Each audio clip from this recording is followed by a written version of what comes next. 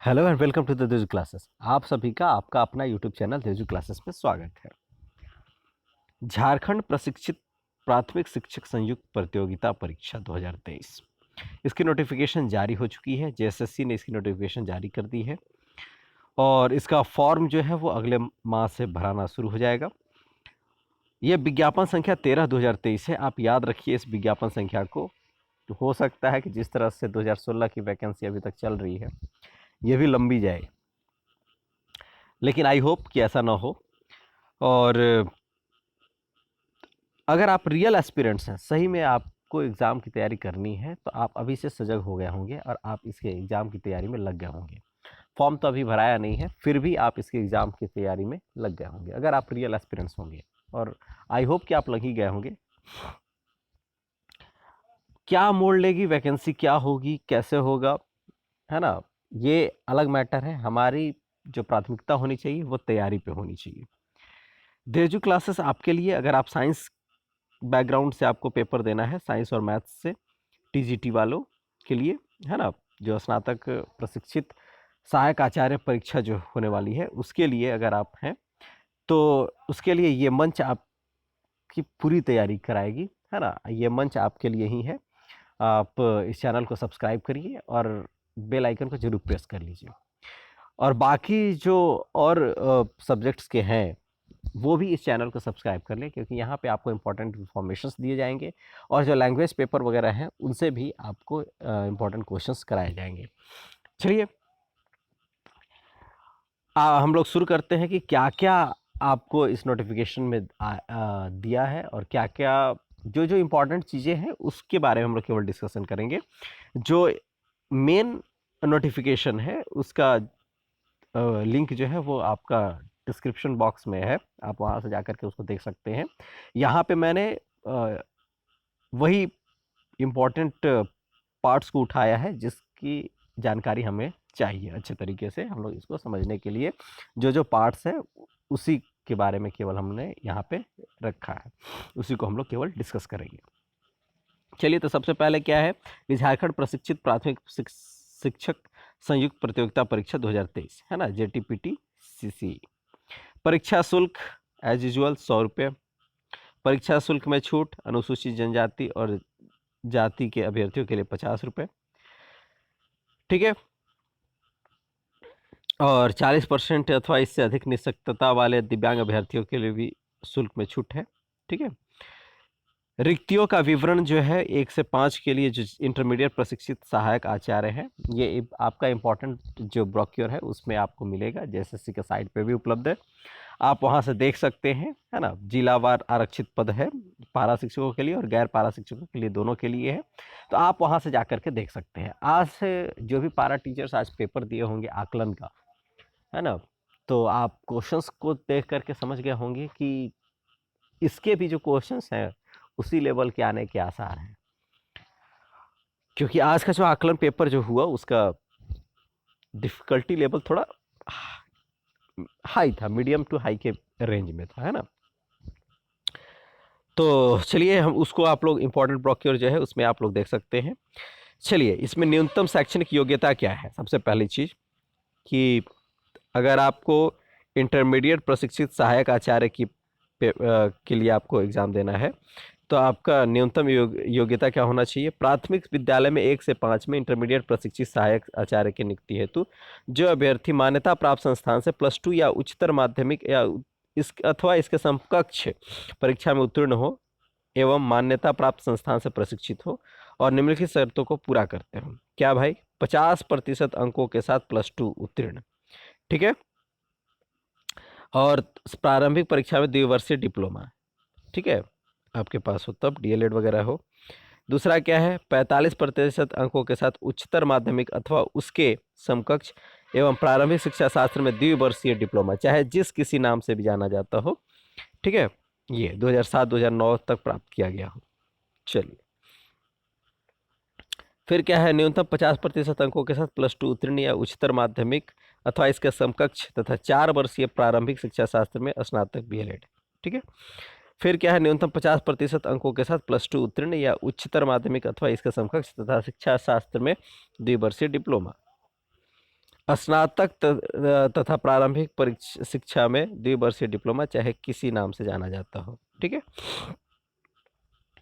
फिर क्या है, 1 से 5 के लिए आयोजित शिक्षक पात्रता परीक्षा में उपर्युक्त शैक्षणिक योग्यताधारी अर्थात न्यूनतम 50% अंकों के साथ स्नातक तथा 1 वर्षीय बीएड या द्विवर्षीय बीएड के अभ्यर्थी इस शर्त के साथ परीक्षा में सम्मिलित होने की अनुमति दी जाएगी कि नियुक्ति के पश्चात राष्ट्रीय अध्यापक शिक्षा परिषद द्वारा मान्यता प्राप्त शिक्षण प्रशिक्षण संस्थान से अपने खर्च पर एक अवसरीय रूप में अधिकतम 2 वर्ष के अंदर 6 माह का ब्रिज यानी सेतु कोर्स उत्तीर्ण करना अनिवार्य हो गया, अन्यथा की स्थिति में इनका अभ्यर्थित्व विचारणीय नहीं होगा तथा रद्द किया जाएगा। ठीक है।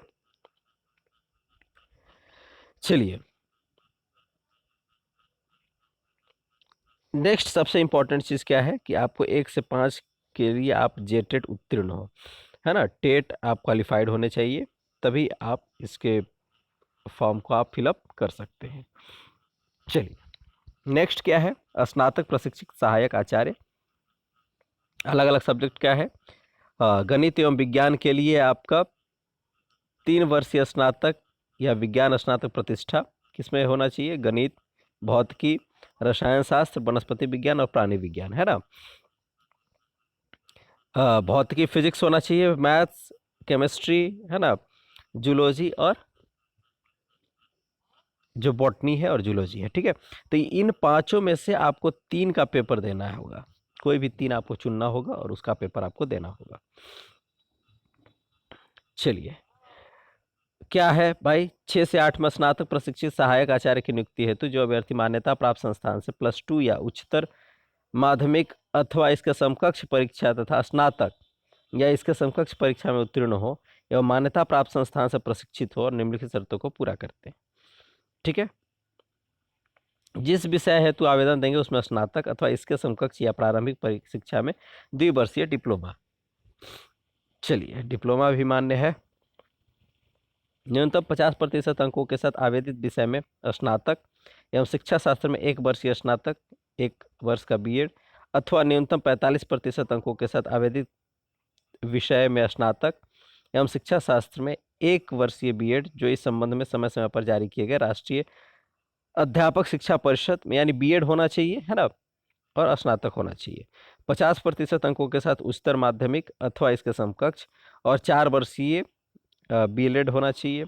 4 वर्षीय बीएड बीएससी इंटीग्रेटेड कोर्स होना चाहिए, उसमें भी आप दे सकते हैं। फिर क्या है, न्यूनतम 50% अंकों के साथ स्नातक तथा द्विवर्षीय बीएड विशेष शिक्षा, स्पेशल एजुकेशन वाले भी, और साथ ही साथ सबसे इम्पॉर्टेंट है कि आप जेटेट उत्तीर्ण होना चाहिए। 6 to 8 वाले जो जेटेट है उसमें आप उत्तीर्ण होना चाहिए, ये इम्पॉर्टेंट है। ये देखिए 2016 में टेट कराई गई थी, उसके बाद से टेट हुई नहीं है, तो ये भी एक मुख्य मुद्दा है ना। चलिए न्यूनतम शैक्षणिक योग्यता आप देख ही लिए। अब क्या है कि कुछ कुछ खेलकूद के कोटा के लिए जो मानक है उसके अनुसार भी है, आप यहाँ से आप देख सकते हैं उसको। कहाँ पे मिलेगा, ये जो वेबसाइट है www.jssc.nic.in। अगर आप रेगुलर एस्पिरेंट्स रहे हैं तो आप इस साइट के आदी हो गए होंगे। चलिए पारा शिक्षक के लिए उनकी सेवा विज्ञापन 50 है। पारा शिक्षक हैं तो आप कुछ भी हो, केवल आप सेवा विज्ञापन आप प्रकाशन से न्यूनतम लगातार 2 वर्ष हो गई है अगर सेवा, तो आप फॉर्म फिलअप कर सकते हैं, आपके लिए, है ना। रिक्तियों 50% पद आपका है। चलिए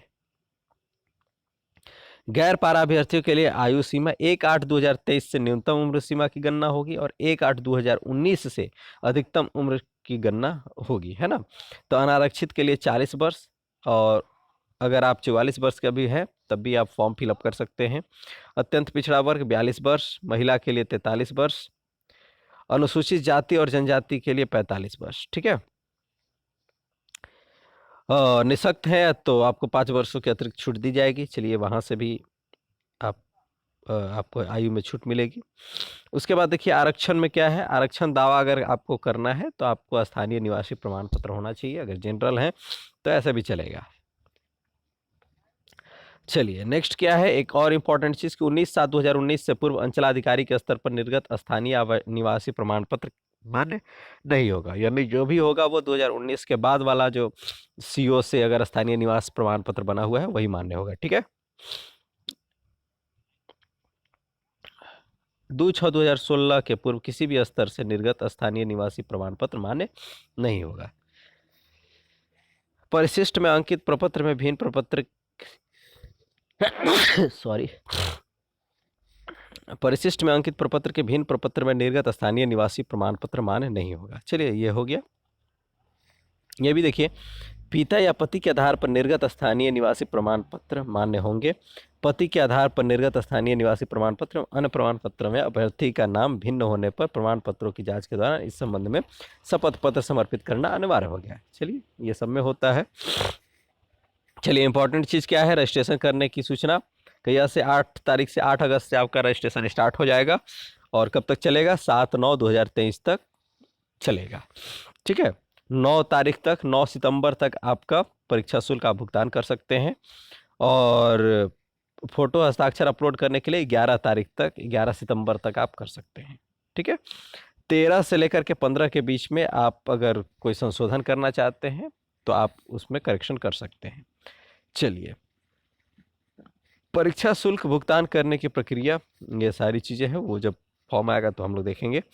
चलिए, परीक्षा का स्वरूप। परीक्षा का स्वरूप क्या है, परीक्षा एक ही चरण में मुख्य परीक्षा में ली जाएगी। ठीक है, और सारे प्रश्न जो होंगे वो क्या होंगे, बहुविकल्पीय होंगे, एमसीक्यू होंगे और निगेटिव मार्किंग नहीं होगी। गलत उत्तर के लिए निगेटिव मार्किंग नहीं होगी। चलिए, परीक्षा का स्वरूप देखिए, इस कंप्यूटर बेस्ड आधारित, कंप्यूटर पे आपका एग्जाम होगा और नॉर्मलाइजेशन होगा। ये भी ध्यान में रखिए, आपका नॉर्मलाइज अंक होगा और उसी के आधार पर मेधा सूची तैयार की जाएगी। ठीक है, चलिए उसके बाद देखिए, आइए हम लोग सिलेबस देख लेते हैं। इंटरमीडिएट जो प्रशिक्षित है उनके लिए पहला लैंग्वेज का पेपर होगा, वो 100 प्रश्न होंगे और 100 नंबर के होंगे, 2 घंटे का। ठीक है, दूसरा भी आपका लैंग्वेज ही होगा, जो आपको चुनना है, इनमें से कोई एक लैंग्वेज पेपर को आपको चुन लेना है। ठीक है, इसमें से जो पत्र 1 होगा, पेपर 1 होगा, ये केवल क्वालिफाइंग नेचर का होगा, इसका मार्क्स जो है वो आपका जुड़ेगा नहीं। ठीक है, दूसरा जो है वो लैंग्वेज पेपर है, आपको चुनना होगा और इसके मार्क्स उसमें जुड़ेंगे। ये भी 100 प्रश्न होंगे और 100 मार्क्स के होंगे। ठीक है, 2 घंटे का ये भी पेपर होगा। और प्रश्न पत्र तीसरा जो होगा वो सामान्य ज्ञान एवं समसामयिकी होगा, 50 प्रश्न रहेंगे, 50 को नंबर के। फिर सामाजिक विज्ञान से 75 क्वेश्चन रहेंगे, 75 मार्क्स के, और विज्ञान एवं गणित से 75 क्वेश्चन रहेंगे, 75 मार्क्स के। ठीक है, टोटल यानी 200 यहाँ से हो गया और 100 आपका पेपर 2 से हुआ, यानी टोटल 300 मार्क्स में आपका मेरिट बनेगा। ठीक है, 100 जो है आपका 300 में मेरिट बनेगा और 100 जो है आपका क्वालिफाइंग नेचर का है, जो पहला है। चलिए, क्वालिफाइंग में आपको मिनिमम 30% लाना होगा। 30% मार्क्स अगर आप लाएंगे तभी आपका अन्य पेपर जो है वो चेक होगा। ठीक है, चलिए, पत्र 1 जो पेपर 1 है वो आपके मातृभाषा झारखंड अधिविद्या द्वारा अनुमोदित पाठ्यक्रम के आधार पर प्रश्न पूछे जाएंगे, आपको जो चुनना है वो चुन लीजिएगा। पत्र 2 का पाठ्यक्रम परिशिष्ट 12 पर धारित है, हम लोग वहाँ से सिलेबस देख लेंगे सारे। जो इम्पोर्टेंट ब्रोक्योर है आप उसमें भी देख सकते हैं उसको। और पत्र 3 जो है उसका भी दिया हुआ है सिलेबस, क्या क्या पूछेगा। वो कठिनाई स्तर क्या होगा, +2 या इंटरमीडिएट का होगा। ठीक है, चलिए, सामान्य ज्ञान, और ये हमको लगता है सही है क्योंकि आज के जो क्वेश्चन आज पूछा गया आकलन परीक्षा में पारा टीचर का, तो उसका लेवल भी आपका 11-12 ही था, है ना।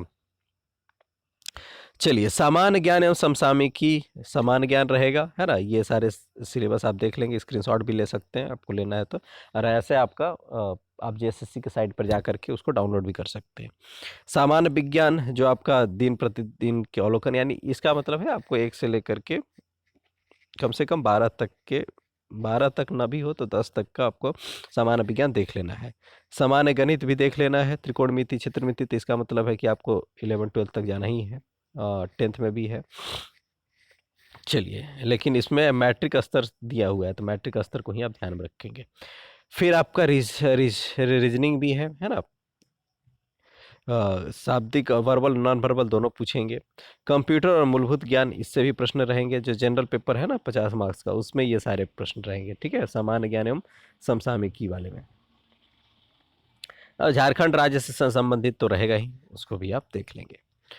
चलिए अब हम लोग देखते हैं स्नातक प्रशिक्षित सहायक आचार्य परीक्षा के लिए। उसमें क्या है आपका 100 प्रश्न रहेंगे पेपर 1 से, है ना, मातृभाषा से 100 पेपर रहेंगे, 100 क्वेश्चन रहेंगे, 100 मार्क्स के। ये भी आपका क्या होगा, क्वालिफाइंग नेचर का होगा, ठीक है। चलिए पेपर 2 क्या होंगे, आपका एक लैंग्वेज पेपर होगा, आपको चुनना है, 100 क्वेश्चन उससे भी रहेंगे 100 नंबर का। तीसरा सामान्य ज्ञान एवं समसामयिकी 100 क्वेश्चन रहेंगे 100 मार्क्स का, ठीक है, ये भी 2 घंटे का। और सामान्य ज्ञान एवं समसामयिकी वही रहेगा जो ऊपर में सिलेबस में था, ठीक है। चलिए प्रश्न पत्र जो पेपर 4 होगा वो वैकल्पिक होगा। गणित एवं विज्ञान शिक्षक के लिए गणित, भौतिकी, रसायन शास्त्र, वनस्पति विज्ञान और प्राणी विज्ञान में से प्रश्न पूछा जाएगा। इस प्रश्न पत्र 5 खंडों में विभक्त होगा। अभ्यर्थी किसी 3 खंड से ही उत्तर दे सकेंगे, केवल 3 खंड आपको चुन लेना है, उसी से आपको देना है। और 33% अंक लाना अनिवार्य होगा। उसके उपरांत ही सभी विषयों के प्राप्तांक के आधार पर मेधा सूची तैयार की जाएगी, है ना। यानी ये जो आपका जो पेपर है मेन पेपर, उसमें आपको 33% अंक लाना अनिवार्य होगा, ठीक है, जैसे क्वालिफाइंग में भी लाना है। उसी तरह से सामाजिक विज्ञान शिक्षक के लिए भी इतिहास, भूगोल, राजनीतिक विज्ञान, अर्थशास्त्र, समाजशास्त्र, लेखाशास्त्र, व्यापार अध्ययन, यानी ये 7 है, 7 खंड में होगा और इसमें से भी किसी 3 खंड में ही आपको उत्तर देना होगा, ठीक है। 33% आपको भी अंक लाना अनिवार्य हो गया, ठीक है। भाषा के लिए दिया हुआ है ना। कोई एक भाषा के सम्मिलित रूप से प्रश्न पूछा जाएगा जिसमें 50% प्रश्न अंग्रेजी से और 50% उपरोक्त अधिसूचित भाषा में से कोई एक भाषा से प्रश्न पूछे जाएंगे, ठीक है। भाषा के लिए 50% आपका अंग्रेजी से प्रश्न रहेगा ही रहेगा, ठीक है। और उसमें भी 33% लाना आपका अनिवार्यता रहेगा। तो ये आपका टोटल 180 क्वेश्चन रहेंगे 180 मार्क्स के। तो 180 ये हो गया, 100 नंबर का सामान्य ज्ञान 280 और ये 380 में ही आपका मेरिट बनेगा, ठीक है। जबकि 180 में आपको 33% अंक लाना अनिवार्य होगा, ठीक है। चलिए क्वालिफाइंग वाला जो है उसमें भी आपको 30% लाना है, तभी बाकी पेपर जो होंगे वो चेक होंगे, ठीक है। इसका सिलेबस जो है वो दिया हुआ है नीचे, हम लोग देखेंगे। उसका जो कठिनाई स्तर होगा स्नातक स्तर ये होगा। मुख्य परीक्षा मेधा सूची क्या है, क्वालिफाइंग नेचर जो है उसमें 30% अंक लाना है, जो पेपर 1 है, और उसका मार्क्स जुटेगा नहीं, ठीक है। और बाकी जो है मेन पेपर आपका देना है, ऑप्शनल वाला है, उसमें आपको 33% मार्क्स लाना है, किसमें, टीजीटी के लिए, है ना। चलिए परीक्षा में न्यूनतम अर्हतांक से कम अंक पाने वाले, यानी आप टोटल में से भी आपको मेधा सूची में शामिल तभी किया जाएगा जब अगर आप अनारक्षित है या ईडब्ल्यूएस है तो आपका 40% आना चाहिए टोटल। यानी 380 का अगर मान लीजिए आप टीजीटी में बैठ रहे हैं तो टीजीटी में 380 है ना। तो 380 का क्या होना चाहिए, 40% प्रतिशत मार्क्स आपका लाना अनिवार्य है। इससे ज़्यादा या इससे अधिक, इसके बराबर या इससे अधिक रहेगा तभी आप मेधा सूची में आएंगे, अदरवाइज आप वहीं से डिस्क्वालीफाई हो जाएंगे, है ना। 152 आई थिंक, 4×8 = 32, 4×3 = 12, 3×15, 152 होगा। 152 या उससे अधिक रहेगा तभी आपका कॉपी मेधा सूची में आपको रखा जाएगा। और वैसे अनुसूचित जाति जनजाति के लिए 32%, अत्यंत पिछड़ा के लिए 34, और अनुसूचित 2 में आने वाले पिछड़ा वर्ग के लिए 36.5% अंक लाना अनिवार्य है। आदिम जनजाति के लिए 30% अंक लाना अनिवार्य है, ठीक है। चलिए उसके बाद नियुक्ति वगैरह, यहाँ क्या है आपका परिशिष्ट 12, यानी जो पेपर लैंग्वेज पेपर है किसके लिए, 1 to 5 के लिए, उसका सिलेबस दिया हुआ है, ये है। आप स्क्रीनशॉट भी ले सकते हैं, सारे लैंग्वेज का पेपर का दिया हुआ है, और ये पेपर 1 का है, ठीक है। लिटरेचर जैसे स्टार्ट होगा तो वो पेपर 2 का होगा। आप इसका विस्तृत आपको जो पेपर चाहिए उसके लिए आप वहाँ से देख सकते हैं। ये आपका परिशिष्ट 13 है ना। ये आपका जो लैंग्वेज पेपर आप चुनिएगा उसका आपका ये सिलेबस है, ठीक है। उसके बाद चलिए आ जाइए हम लोग नीचे देख लेते हैं। मेन हम जो देवजू क्लासेस आपको तैयारी कराएगी साइंस की, है ना। तो साइंस में हम लोग देख लेते हैं फिजिक्स, मैथ्स, क्या क्या है प्रश्न, आपका सिलेबस। ये है जनरल फिजिक्स है, vectors and properties of vectors, relative velocity, projectile, uniform circular motion, work energy and power, gravitation, escape velocity, Kepler's law of planetary motion, elementary idea of surface tension, यानी class 11, ठीक है। Relativity, special theory of relativity, Lorentz transformation, length contraction and time dilation, velocity dependence of mass, यानी BSc part 2, ठीक है। Theory of relativity वहाँ से पढ़ना है, यानी ग्रेजुएशन का है ये portion. Heat and thermodynamics, kinetic theory of gases, ठीक है। 11th zeroth law of thermodynamics 11th, है ना। हम लोग इसको अच्छे तरीके से देखेंगे, ठीक है। यानी मेन आपको ध्यान रखना है ग्रेजुएट लेवल का है ना। Simple and compound microscope, Huygens principle, interference of light. इस चैनल से आपको पूरे सारी सिलेबस कवर कराई जाएंगी, है ना। चलिए, current electricity, atomic nuclear physics, electronics, छोटा सिलेबस है, ज़्यादा बड़ा सिलेबस नहीं है, लेंथी सिलेबस भी नहीं है, आराम से हम लोग इसको करेंगे। मैथ्स में भी अलजेब्रा डिमॉर्गन से शुरू किया हुआ है ना। थ्योरी ऑफ इक्वेशंस भी हैं, डिफरेंशियल कैलकुलस, ठीक है। Euler's theorem, tangent and normal, it means कि बीएससी का कुछ पार्ट है। और integral calculus, reduction formula, differential equation of first order and first degree, चलिए हो जाएगा। कोऑर्डिनेट ज्योमेट्री ऑफ 3D, है ना। फिर ट्रिग्नोमेट्री, है ना। कॉम्प्लेक्स आर्गुमेंट, यानी 11th 12th का ही है, ज़्यादा ग्रेजुएशन ज़्यादा नहीं कवर किया है, हल्का सा ग्रेजुएशन को छुआ है, ठीक है। बॉटनी का ये भी 11th 12th का ही लग रहा है, माइटोसिस उसी में है, डीएनए वगैरह है 12th में। Parasitic and saprophytic mode of nutrition in plants, transpiration, environmental pollution, air and water, sound pollution and their control, role of phytohormones in plants, है ना, आप देख सकते हैं। फिर जूलॉजी का जो सेक्शन है, बायोमोलिकुल्स, न्यूक्लिक एसिड, यानी अगर आप 11th 12th अच्छे से पढ़ के जाएंगे तो आप पूर्ण रूप से सेलेक्ट हो जाइएगा, कोई लेकिन किंतु परंतु की बात ही नहीं है। केमिस्ट्री देखिए, इनऑर्गेनिक, ऑर्गेनिक अलग अलग दिया हुआ है, और फिजिकल, इनऑर्गेनिक में atomic structure, fundamental, chemical bonding, periodic table, है ना। फिर एलिमेंट्स, एक्सट्रैक्शन ऑफ एलिमेंट्स, यानी 11th 12th का ही है portion. Solubility, product, common ion effect, सब ठीक है।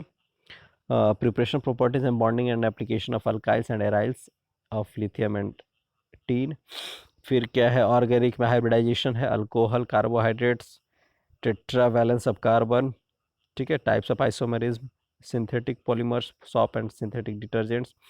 फिजिकल में thermodynamics, crystal lattice, gaseous states, rates of reactions, electrochemistry, dipole moment and its determination, ठीक है। इसमें से आपको ये 5 खंड में से आपको केवल 3 का पेपर देना है, आप अपने सुविधा अनुसार से 3 पेपर को आप सेलेक्ट कर सकते हैं, ठीक है। वैसे हिस्ट्री का भी है, आप वहाँ से देख सकते हैं, अपना जो मेन ब्रोक्योर है उसमें से आप देख लेंगे। यहाँ से भी आप स्क्रीनशॉट अगर लेना चाहते हैं तो आप रोक करके उसको ले सकते हैं। तो आई होप कि ये आपके लिए अच्छा है, और आप अभी से तैयारी में लग गए होंगे। अगर आप इस चैनल पर नए हैं तो चैनल को ज़रूर सब्सक्राइब कर दें। मिलते हैं हम लोग स्पेशल तैयारी के लिए। पहले हम लोग मैथ से तैयारी शुरू करेंगे। मैथ का पहले जो पहला अलजेब्रा का जो पोर्शन है, डिमॉर्गन्स लॉ से हम लोग देखेंगे। तो नेक्स्ट वीडियो में हम लोग डिमॉर्गन्स लॉ को देखेंगे। अगर आप इस चैनल पर नए हैं तो चैनल को जरूर सब्सक्राइब कर दें और बेल आइकन को प्रेस कर लें। Thank you for the watching.